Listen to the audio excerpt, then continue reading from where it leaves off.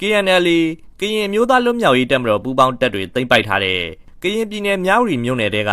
လက်ခတ်တောင်တာဝါတိုင်းစခန်းကုန်းကိုပြန်လည်ရယူနိုင်ဖို့အတွက်စစ်ကောင်စီတပ်တွေလာရောက်တိုက်ခိုက်နေတာ10ကြိမ်လောက်ရှိသွားပါပြီ။အဲ့ဒီတိုက်ခိုက်မှုတွေအတွင်းစစ်ကောင်စီတပ်ဟာအကြဆုံးအများပြားနဲ့တပ်ပြုတ်ကွဲထွက်ပြေးနေရတယ်လို့ NUG အမျိုးသားညီညွတ်ရေးအစိုးရ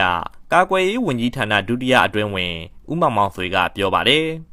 တော့လေအဲ့လက်ခတ်တောင်ဖျက်ကုန်းပေါ့နော်ကိုကျွန်တော်တို့က20ရက်နေ့ကတိုက်တယ်။မနေ့9နာရီမှာတိုက်တယ်21ရက်နေ့မနေ့6နာရီမှာတင်စီရမိတယ်။တရက်အတွင်းမှာကျွန်တော်တို့ကတင်စီရမိခဲ့တယ်ပေါ့နော်။ဆိုတော့အဲ့ဒီစခန်းကုန်းကမဟာဗျူဟာရသူတို့ထက်အင်မတန်အရေးကြီးတယ်။နောက်ရီကော့ဂရိတ်လမ်းပိုင်းတွေမှာလည်းနေမျိုးဆုံးမှုအရေးကြီးတဲ့အခါကျတော့သူတို့တဲ့စေးရကြီးမားတဲ့ဆုံးရှုံးမှုလို့ပြောမှာ။ဆိုတော့အဲ့ဒီစခန်းကိုသူတို့ကပြန်ရဖို့အတွက်ကိုလည်း23 24လောက်ကနေပြီးတော့အင်အားအလုံးရင်းနဲ့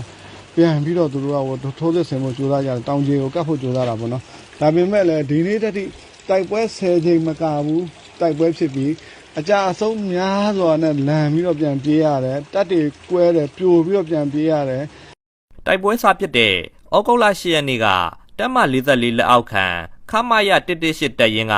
ဒုတက်ကြက်တအူတပ်သားတအူဟာ60မမကွန်မန်ဒိုစိန်မြောင်းတလက်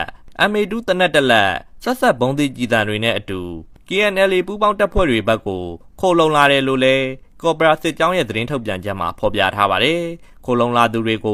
ကော်ပိုရာစစ်ကြောင်းကတယောက်ကိုထိုင်းပန်းငွေ9000ချီးမြှင့်ထောက်ပံ့ပေးခဲ့တယ်လို့ဆိုပါတယ်။အဲ့ဒီသူတွေကိုလုံခြုံတဲ့နေရာကိုပို့ပေးမယ်လို့ကော်ပိုရာစစ်ကြောင်းမှူးဘူရာဘောကပြောပါတယ်။အဲ့ပွဲကတော့ဖြစ်နေတော့မှလည်းဗျာနေတိုင်းမှဖြစ်နေတာ။စီစစ်နေသေးပဲနော်။တိကျအောင်ကျွန်တော်မထုတ်ပြန်နိုင်ဘူးဖြစ်။အခုမှတစ်ပွဲမပြီးသေးဘူးဆိုတော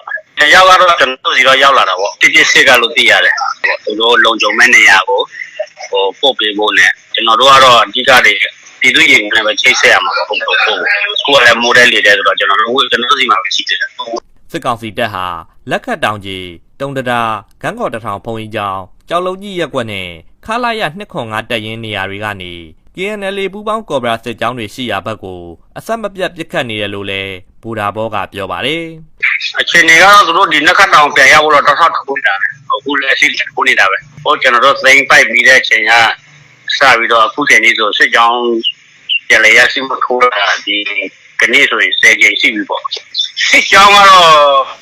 ဒီက3ကြောင်းတွေ့ရတယ်2ကြောင်း2ကြောင်းပေါ့နော်တိုက်ပွဲဖြစ်နေရကြောင်းမြစ်တာလင်းမြိုင်ရွာကြောင်လုံးကြီးရက်ကွက်တုံတရ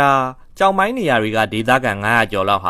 နေရစွန့်ခွာထွက်ပြေးနေရပါတယ်အစားအသောက်နဲ့နေရာထိုင်ခင်းအတွက်ထောက်ပံ့ကူညီသူတွေနေတာကြောင့်စစ်ပေးဒုက္ခသည်တွေစားသောက်နေထိုင်ရေးအခက်အခဲကြုံနေရတယ်လို့မြောက်ရီတိုးအကြောင်းယာယီစစ်ပေးဒုက္ခသည်စခန်းမှာခိုလုံနေတဲ့လုံခြုံရေးအရာအမည်မဖော်လို့တဲ့စစ်ပေးဒုက္ခသည်တဦးက IFA ကိုပြောပါတယ်တော့ရချောင်းမှာကျတော့လက်ရှိ190ကျော်လောက်ရှိတယ်။ဂျာခတ်တော်မှာကျတော့100ကျော်လောက်ရှိတယ်။စစ်ပေးချောင်းတွေတခြားကျောင်းတွေမှာကျတော့စစ်ပေးချောင်းတွေကခွဲပြီးနေကြအောင်။အခုကမိုးရနေရထိုင်ရတဲ့ချက်တယ်။စစ်ဆောင်တာကလည်းတလားနေပါတော့ကျတော့လူတဲ့သူတွေကလည်းနေလာအောင်။အခုလိုစစ်ကောင်စီတပ်ကလက်ခတ်တောင်တာဝါတိုင်းစခန်းကုန်းကိုပြန်လည်တိုက်ခိုက်နေတဲ့အခြေအနေနဲ့ပတ်သက်လို့ကရင်ပြည်နယ်လုံခြုံရေးနဲ့နယ်စပ်ရေးရာဝန်ကြီးဗိုလ်မှူးကြီးမျိုးမင်းနောင်ကိုIFA ကဖုန်းနဲ့ဆက်သွယ်မေးမြန်းခဲ့ပေမဲ့ဖုန်းလက်ခံဖြေကြားခြင်းမရှိပါဘူး။တနိုင်ငံလုံးအနှံ့မှာအာဏာသိမ်းစစ်တပ်ကိုစန့်ကျင်တိုက်ခိုက်နေတဲ့ပြည်သူ့ကာကွယ်ရေးတပ်ဖွဲ့တွေမဟာမိတ်တော်လှန်ရေးအင်အားစုတွေကိုစစ်တပ်ဘက်ကမြေပြင်မှာနိုင်အောင်တိုက်ခိုက်နိုင်တာမျိုးမရှိတော့ဘူးလို့ NUG ကာကွယ်ရေးဝန်ကြီးဌာနဒုတိယအတွင်းဝင်ဦးမောင်မောင်ဆွေကပြောပါတယ်။အခုမြေပြင်အနေအထားကတနိုင်ငံလုံးမှာစစ်ကောင်စီအနေနဲ့ကလေထိုးစစ်ဆင်တယ်ဆိုတာကလေသူတို့လူတွေကိုမိုတီပေးခြင်းလို့တိုက်ပွဲကိုမဖြစ်မနေဖော်နေရတော့တဲ့သဘောပဲရှိတယ်။နိုင်အောင်တိုက်ခိုက်နိုင်ခြင်းနိုင်အောင်တိုက်လို့ခြင်းလည်းမရှိတော့ဘူး။နိုင်အောင်လည်းသူတို့မှ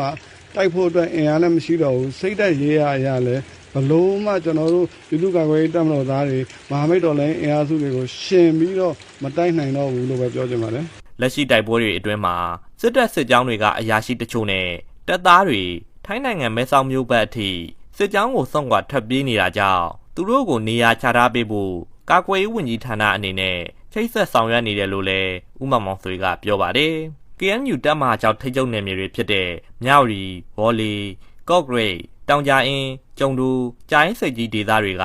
စစ်ကောင်စီတပ်စခန်းတွေဒေသအုပ်ချုပ်ရေးဆိုင်ရာရုံးတွေမှာတပ်ဆွဲထားတဲ့စစ်တပ်စစ်ကြောင်းတွေနဲ့ KNLA ပူးပေါင်းတပ်တွေဇူလိုင်လ1လအတွင်းတိုက်ပွဲပေါင်း66ကြိမ်ဖြစ်ပွားခဲ့ရမှာစစ်တပ်ဘက်ကဗိုလ်ကြီး2ဦးတပ်ခွဲမှု2ဦးအပါအဝင်95ဦးသေဆုံးပြီး ဗိုလ်မှူး2ဦးဗိုလ်ကြီး9ဦးတပ်ခွဲမှု2ဦးအပါအဝင်89ဦးထိခိုက်ဒဏ်ရာရရှိခဲ့ကြောင်း KNU ဗိုလ်ကထုတ်ပြန်တဲ့ကြေညာချက်မှာဖော်ပြထားပါတယ်ခင်ဗျာ